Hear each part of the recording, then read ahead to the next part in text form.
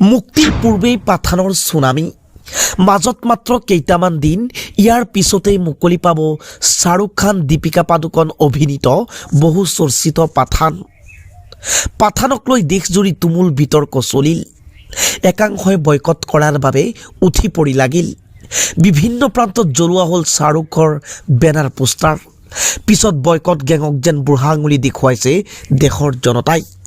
কিয়নো মুক্তিৰ পূৰ্বেই পাঠানৰ সুনামি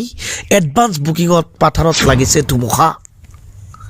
এটা দিনত 1,70,000 টিকট আগতীয়াকৈ বুকিং কৰিছে পাঠান চাবৰ বাবে কেৱল ভাৰততে পাঠানৰ সুনামি আহিছে তেনেকুৱা নহয় বিদেশতো পাঠানৰ সুনামি ভাৰতৰ বাহিৰতো পাঠানৰ অভিলেখ শাহৰুখৰ পাঠানে অষ্ট্ৰেলিয়া US জাৰ্মানীতো আগতীয়াকৈ টিকট বুকিং লাভ কৰিছে উল্লেখযোগ্য যে পাঠান মুক্তি পাব 25 জানুৱাৰীত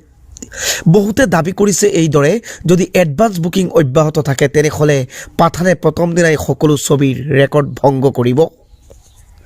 বাহুবলী KGF আদিৰো ৰেকৰ্ড ভংগ কৰিব পাৰে পাঠান ছবিয়ে আৰু তাৰে যেন উমাৰ পাইছে সকলোৱে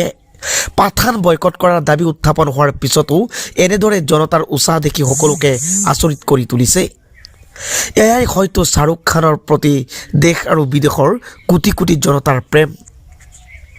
নিউজ ডেস্ক ৰিপৰ্ট আধুনিক খবৰ